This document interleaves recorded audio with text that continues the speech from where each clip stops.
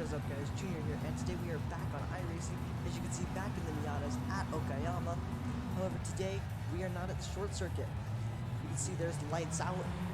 Once again, as always, I get an incredible launch off the line, and I'm actually going to be able to take the lead from the 5 going into turn 1. But he goes way nice and wide.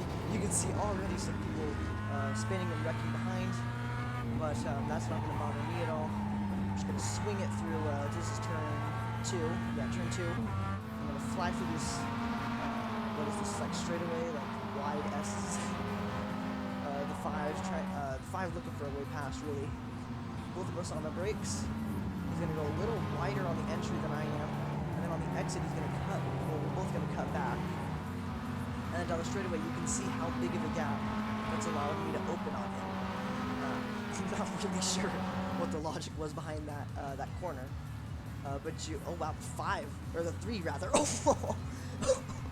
with the block of the block of the century. Oh my gosh. Anyway, but into that hairpin, you can see the 5 closes all that time.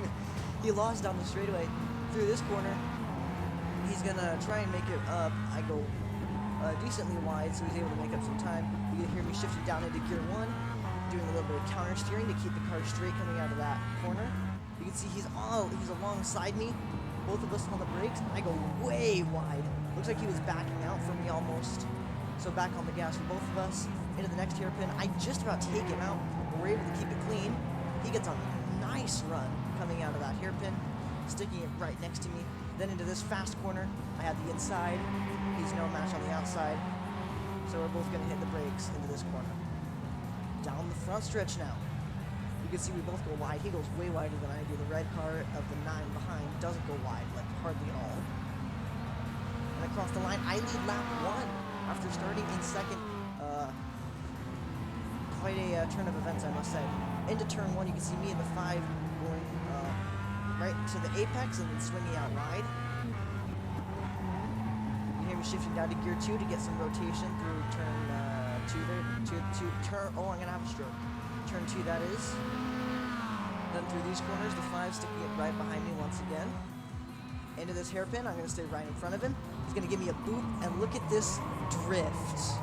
And then it turns into a spin out, but I'm able to save it. The 5 and the 9 go around the outside of me. I did not really appreciate that move all that much. Let's check it out from the cockpit view. I mean, I understand there was only so much he could do, but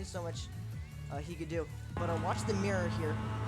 Looks to the left, we hit the brakes, and I just saw him dip to the right, and next thing I know, I'm drifting, so I tried to, you can hear me, I tried to punch the gas to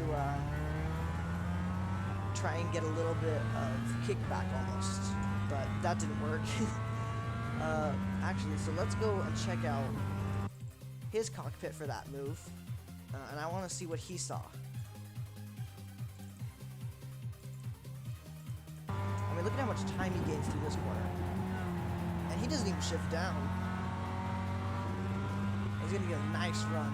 Yeah, so through this section, he's sticking it right behind me.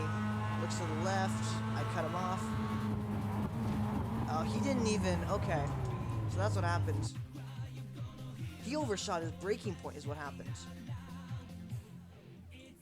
So, as you can see, right here, he taps the brakes, but I don't hit the brakes, so he doesn't hit his brakes.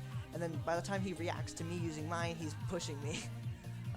So you can see I go nice and wide, but because he had lifted off his brakes and he was waiting for me, he ended up overshooting his braking point, and you can tell because he ended up going wide. I mean, maybe he could have shot towards the apex and made the corner, but I don't know. He was going straight.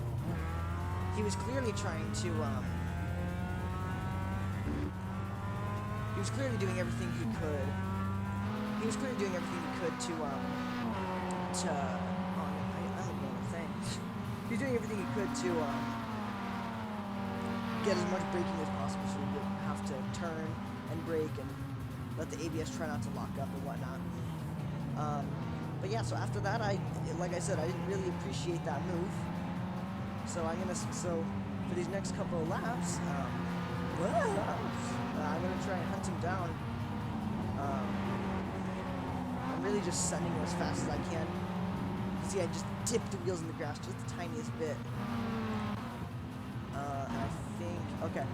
So then here we are on lap 4. You can see there's a bit of a gap between me and the 9th. Going into turn 1 here. Then I swing, he swings way wide, and I swing a little wide as well. So I'm able to get right up with him.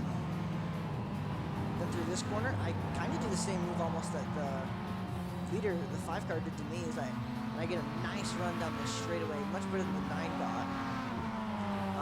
But he still has quite a gap. And into this hairpin, I hit the brakes a little bit later than the 9 does. You can see a little bit of lock up there. Massive mistake from the 9. Coming out of this hairpin, you can see I was dipping my wheels in the grass. I didn't want to make contact with the 9. And then down this straightaway, we're having a drag race all the way down. You can see I'm trying to get as close to his side as possible, have as wide of an entry into this last corner as possible, and I'm just barely still at his quarter panel. You can see now I'm at his door. We're both on the brakes.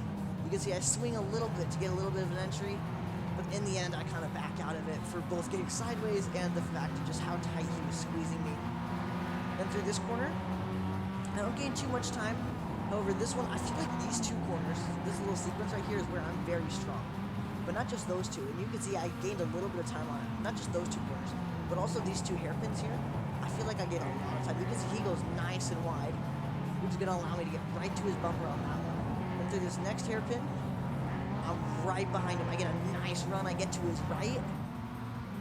And, you know, I decide I'm going to lift, get in behind him, rather than, you know, kind of screw both of us up. We both go a little bit wide.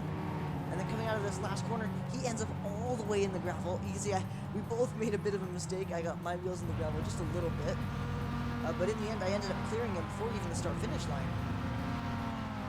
And actually, that reminds me, just lap before... Yeah. Maybe it was this one. You can see I go nice and wide there. I was trying to keep up with him, and... No, it was the next lap. Yeah. Because we already watched that lap. Nope. Yeah, here we go. As you can see, I'm trying to keep up with him. I'm trying to get this pass done so I can hunt down that leader, and we both end up going a little wide into the gravel. I go a little wider than he does. So yeah, both of us just pushing their cars past their limits. Just trying to get the fastest lap time possible. And yeah, that's about how the rest of the race went. Oh, I almost got that fly. There was a fly on my wheel. Yeah, and so, yeah, that's how the rest of the race went. We'll watch the final lap here. It was a very quiet race after that, really. Kind of all me. No one really around to bother me. I did make a rather massive mistake. You can kind of see it'll be on the right side of the car. Yeah, you can see the mirror is a little crunched. Other than that, though, not really much damage to the car. And that's because, yeah, you can see the mirror there on its side. It's because on this lap, I was trying to catch the 1 into turn 1, and he was going very slow when the leader passed him. So I thought, oh, this guy is a total back marker. I didn't know this is the guy that got blocked the heck out of by the 3. But yeah, so I'm trying to catch him. And through the fast section here, I mean, it's just full throttle for most of this lap, honestly. I mean, and even then, you don't really use the brakes all that much in these cars. I mean, they just have so much grip. Oh my goodness. So yeah, but then down the backstretch here, you can see I am sticking right with him, and in fact, I am closing the gap just a little bit. So I decide I'm going to try and overshoot my braking point just a little bit, and see if I can slide in front of him in the hairpin, you know? So there, he brakes, I brake. I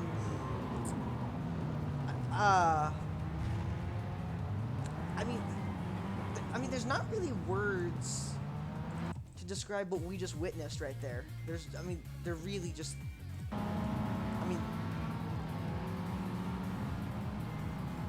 send? I get a dive bomb?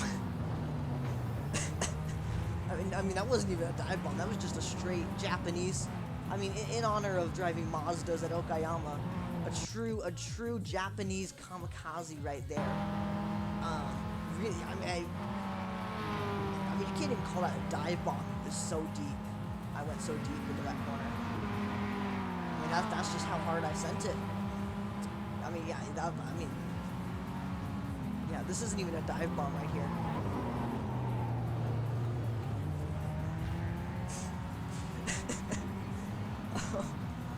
That poor Miata. I mean, at least all I really did was boop the mirror. I did feel a little bit of an aerodynamic disadvantage of like 1 or 2 miles an hour, especially down this backstretch.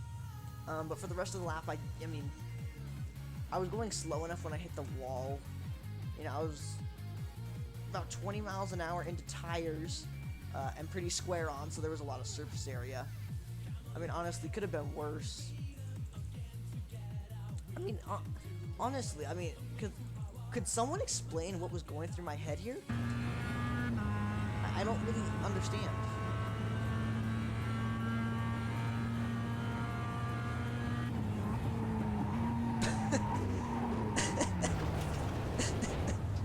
Boop. Wham, rather. I don't know how I didn't notice the mirror broke, but I mean, I guess I didn't. I want to see it. Oh wow, shifting up to gear 5. Now that is a mistake.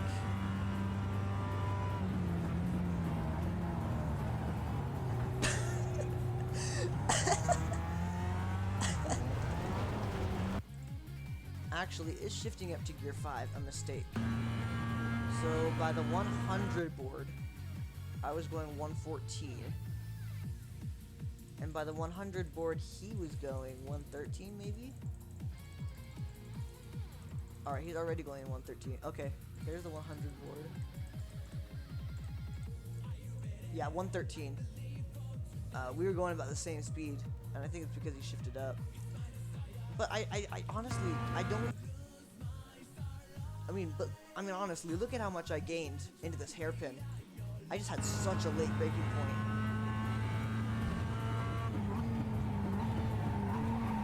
And he also didn't hit the corner the way he wanted to.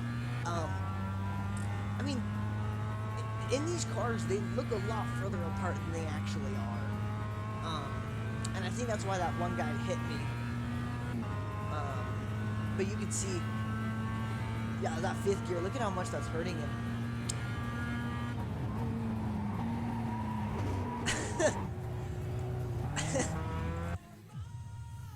I mean, it was an interesting tactic. Had it worked, I might have been able to get him to freak out and go in the gravel with me, and then the pass would have been secured.